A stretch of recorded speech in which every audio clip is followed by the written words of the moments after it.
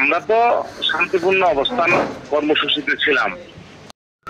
ওরা বাজার থেকে লাঠি সোটা লাল কাপড় তাল কাপড় পরে জামাত শিবিরের যারা চিহ্নিত যারা আছে একেবারে টপ টু বটম, কিন্তু ব্যাপক আর ওই ইট পাটকা সবার হাতে লাঠি ছিল, অস্ত্র ছিল।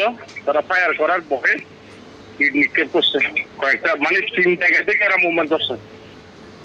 মুভমেন্ট করে মাঝখানে পড়ে গেছে। তো আমরা এদের সাথে 5-10 মিনিট ইয়ে হওয়ার পরে এই যে যার যার মতো করে সে ইয়ে করছে। পরে আবার আমার গাড়ি জ্বালা দিচ্ছে, পিএম সাহেবের গাড়ি জ্বালা দিচ্ছে, আমাদের উপজেলা শ্রমিক লীগের সভাপতি ভান্ডি সে গুলিবিদ্ধ হয়েছে।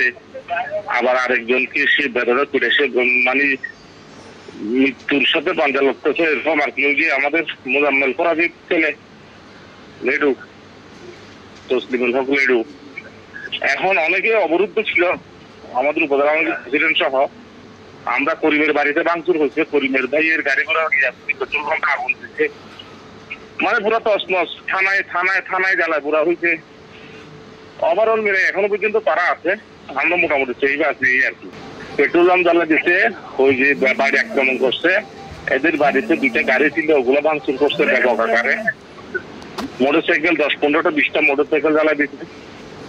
মানে এখনো ওই তাণ্ডব আর কি।